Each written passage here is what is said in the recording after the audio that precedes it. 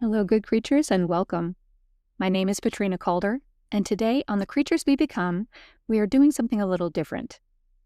In addition to our regular episodes featuring the books that are contributing to Nate and my personal journeys, we're also planning episodes to answer listener questions and address some of the common questions and challenges that come up in our line of work, supporting people with behavior change. We want the podcast to be a resource for our clients and for anyone who listens. So we're also planning some special episodes that are specifically for that purpose. This is the first in that series. A topic that has come up a lot in recent books we've read, specifically Do Hard Things by Steve Magnus and Mind Magic by Dr. James Doty, is that of mindfulness. There are a lot of books and videos and apps on the subject. I don't claim to be an expert. I am a practitioner of mindfulness, just like you might be or hope to be. But I do have a lot of experience teaching the basics of mindfulness to beginners who are new to the practice. The type of therapy I am trained in, dialectical behavior therapy, or DBT, recommends foundational skills for mental health and well-being, some of which are called the core mindfulness skills. So today, I'm going to talk you through an introductory mindfulness practice, one that is in keeping with the Week 1 recommendations from the 6-week manifestation process Dr. Doty outlines in his book, Mind Magic. Mindfulness is one of those things that is easier to understand and to talk about once you have some experience with it. So we'll begin with the practice, and then afterwards, we will debrief the experience. As we begin this mindfulness practice, my first suggestion to you is this. Do not listen to this recording or attempt to do this practice while you're engaged in another activity that requires your attention. This is not suitable for when you're driving or otherwise multitasking with an activity where you could be injured if you don't give it your full attention.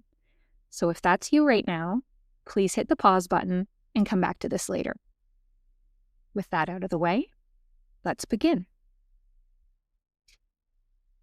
I want you to get yourself into a position that is upright but relaxed. For this particular mindfulness activity, you can be seated or standing.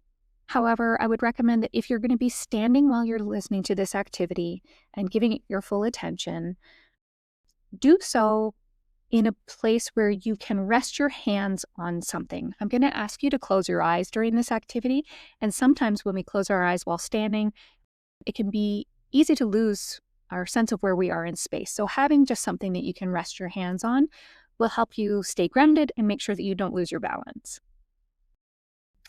The majority of you, I'm going to recommend that you do this while sitting.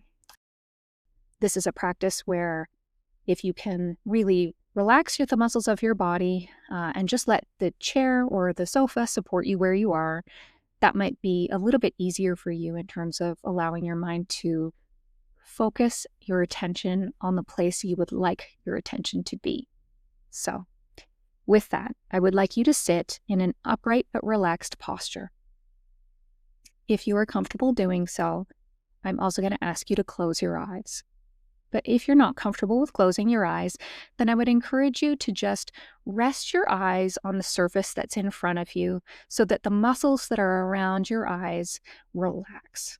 Your vision may go a little bit fuzzy, and that's completely fine. For the purpose of this activity, we don't actually want there to be too many visual distractions that are going to be drawing your mind away. So, close your eyes or allow your gaze to rest on the surface in front of you and relax the muscles around your eyes. We're going to begin this mindfulness activity with a couple of breaths. They're going to be strong breaths, but we're focusing on the exhale. Sometimes when we are settling into a mindfulness practice, we think that we need to slow down our breathing or to breathe deeply. But often the thing that is preventing us from doing that is actually that we are retaining air in our lungs. And so I'm going to encourage you to take 2 breaths with a very strong exhale. So we're going to breathe in and strongly blow the air out. Then breathe in and blow it out again.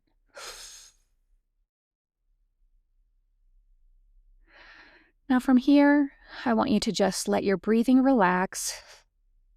This isn't going to be a breathing activity.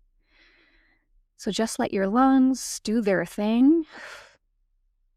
We're not necessarily going to be paying attention to our breath. So just let yourself settle. As we go through this practice, I'm going to ask you to listen to my voice and to draw your attention where I guide you. Inevitably, as we do this, your mind is going to wander off. You're going to have thoughts about the experience. You might have thoughts about the things that you notice. Your mind might think about something you need to do after this practice is done, something that's in the future. Or you may find that your mind time travels to the past and you find yourself remembering things that have already happened.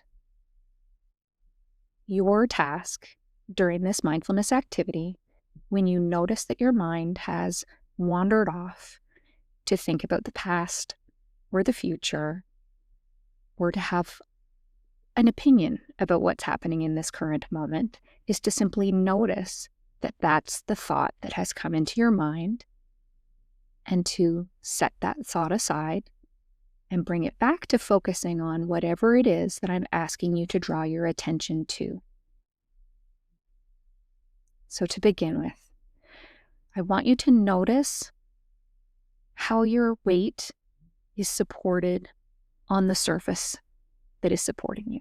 So whether that is your chair, your bed, or if you're standing, it is your feet on the floor. Notice all the places where your body makes contact with a surface to support you. Allow yourself to relax into that surface, trusting that it is fully supporting you. You don't need to do anything. You can trust that you can relax into this moment, and the surface will support you. Now take a breath.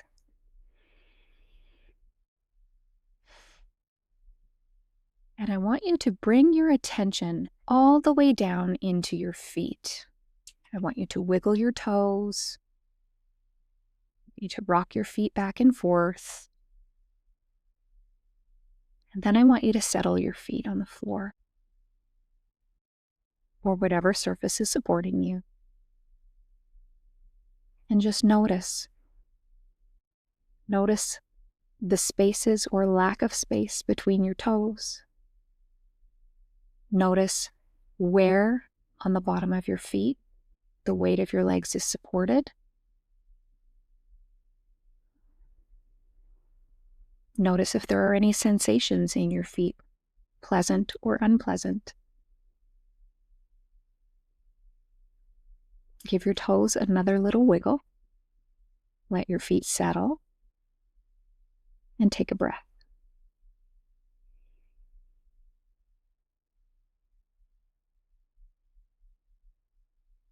Next, I'm going to ask you to slowly bring your attention up through your calves and into your knees, slowly traveling through your thighs, noticing what your thigh muscles are up to, and settling finally in your hips.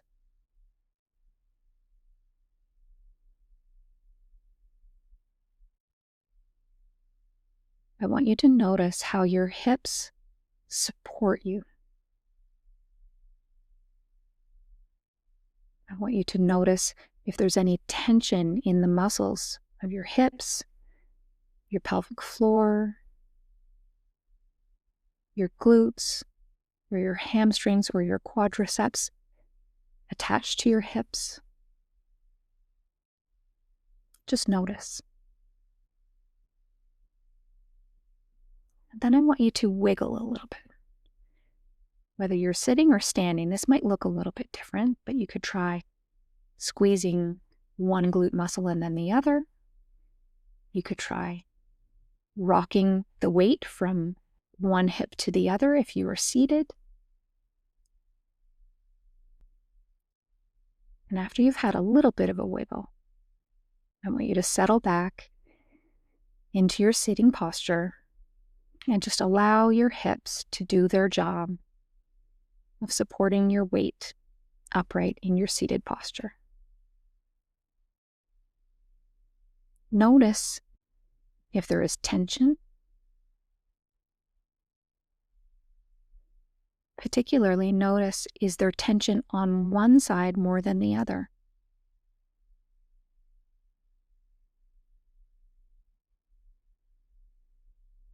Now I'm going to ask you to squeeze your buttocks, squeeze your glute muscles, just an isometric squeeze, and then let it go.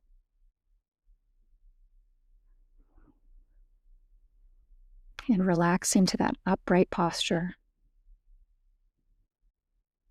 allowing your hips to just do the job of supporting you.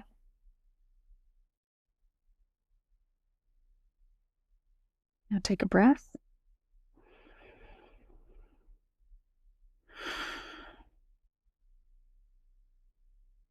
And I'm going to ask you to draw your attention slowly from your hips up through your pelvis, into your lower abdomen, into your stomach and low back area. Notice if there's any tension. Continue traveling slowly as you scan up through your body into your chest, passing through your diaphragm, and settling into your chest cavity. You need to take a breath and exhale. And we're going to spend a moment here just centered in your heart. Particularly, what I want you to notice here are the 3 different types of breath pattern that Nate talked about in our last episode. I don't want you to do anything different with your breathing. I just want you to notice which of these patterns comes up for you. As you breathe, does your diaphragm drop down, allowing your lungs to expand downward? Does your belly, your stomach muscles, do they relax to let the diaphragm pull down and draw air in? Is that your breathing pattern? If not, that's okay. We're not looking for a specific breathing pattern. We're just noticing what is happening. The second breathing pattern is one of sideways expansion. Notice as you draw in a breath, do your ribs expand outward to the sides? Does it feel like you're filling up your whole chest and that your ribs need to stretch to give your lungs space to hold the air? Take a few breaths here and just notice.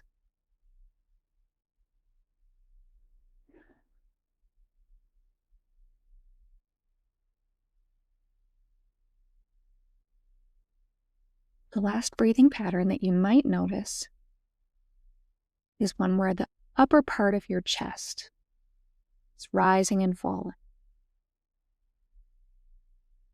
So with this, you might notice that as you breathe, your shoulders pull up and down.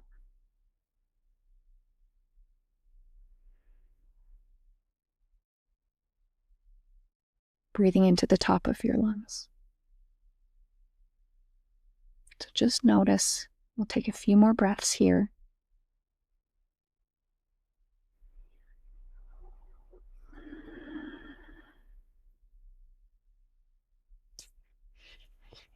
And now, slowly draw your attention up from being centered in your chest, up into your shoulders and your neck and your head. I want you to notice how your head, how the weight of your head is supported by your neck and where its center of balance is over your body. Is your head tilted forward with your chin out? Is your chin tucked back with the back of your neck lengthened to support the weight of your head? Notice if there is tension in your neck or tension in your shoulders. I want you to gently lift your shoulders up towards your ears, to squeeze and release, letting your shoulders relax back down. I want you to very gently, with a small range of motion, try to drop your left ear to your left shoulder, toward your left shoulder. A small movement. Bring your head upright. You're going to allow your right ear to drop to your right shoulder. And back up. I want you to tuck in your chin so that your gaze would be pointed down towards your chest. And back to neutral. And lastly, I want you to tip your head upward so that you're trying to point your chin toward the ceiling. And bring it back down again.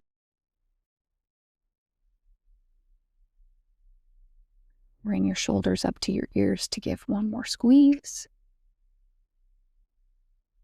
And relax your shoulders back and down, allowing your head to return to neutral. Noticing how the weight of your head is perfectly balanced over your neck and supported by your spine.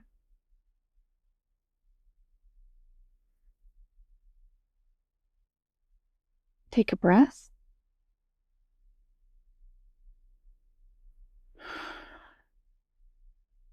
And next, I want you to bring your attention up through your skull all the way to the very top of your head. I want you to imagine that there is a string at the top of your head, pulling you straight up into the sky, stretching and lengthening your spine, causing you to sit up a little bit straighter. Notice how, to do so, it employs the muscles of your torso, your abdomen, your core, your pelvic floor even. And then let go of that string and let your skeleton settle back into your chair, which has been supporting it gently and securely this whole time.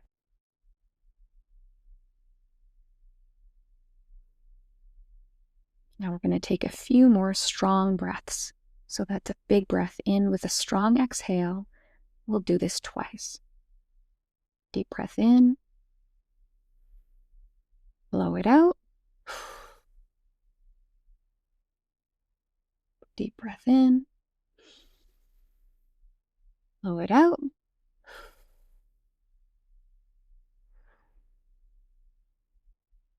And open your eyes. Give yourself a moment to adjust. And then wiggle around a little bit. Working out any of the stiffness that you may have noticed as you scanned your body, or that came from sitting still. Now do a check-in with yourself. How did that feel? What did you notice? What body sensations did you become aware of as you completed the scan through your body? Was there a place that felt uncomfortable to linger in? Was there any place that you would have liked to linger a little bit longer? Was there any part of your body you noticed yourself avoiding paying attention to, or that we skipped over and you would have liked to have paid some attention to it? What thoughts did you notice come up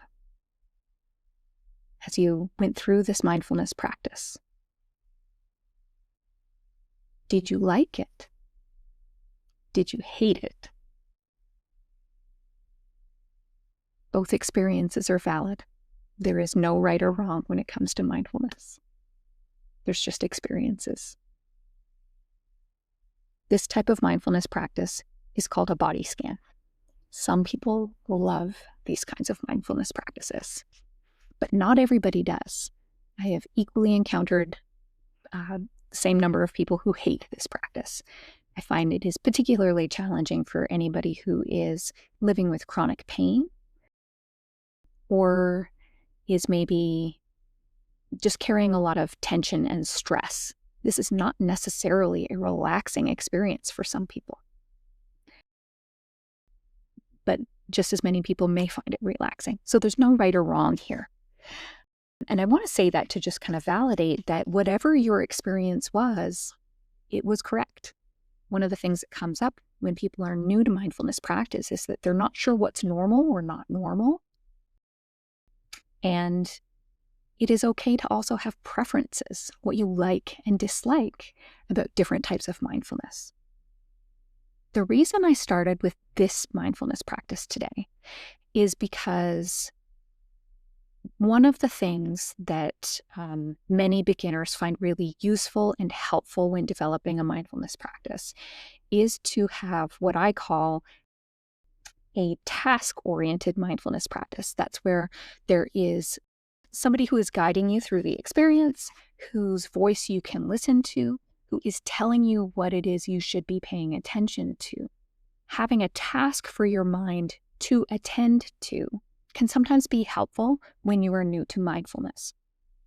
Contrasting this with, say, something like a more traditional Zen practice, where the goal would be to sit in silence and complete stillness while attempting to keep the mind blank, to have no thoughts at all.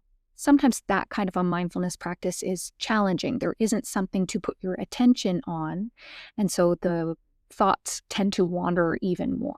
For beginners, sometimes it's helpful to have a task, because then if the thoughts are going to come, at least they are directed to something that is right here, right now, in the present moment.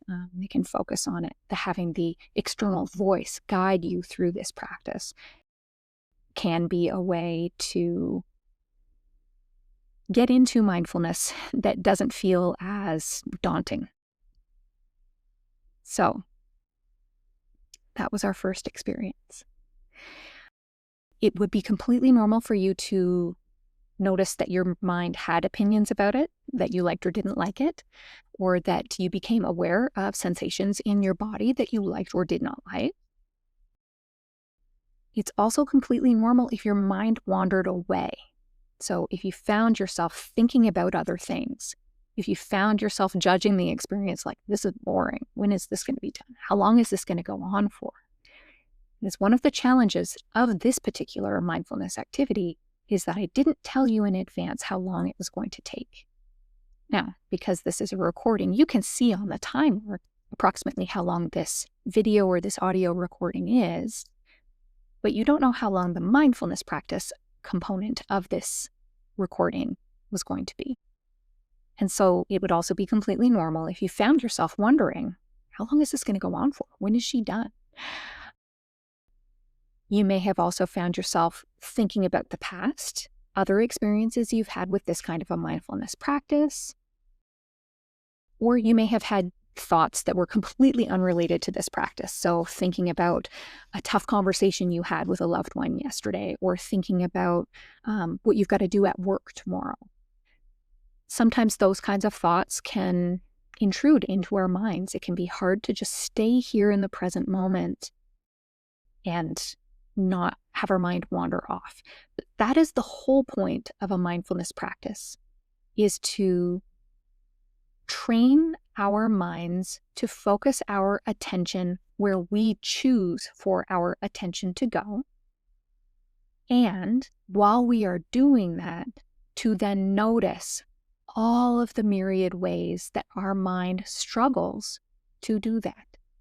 To notice just how busy our minds are. To notice how many thoughts come in. To notice what the tone of those thoughts might be.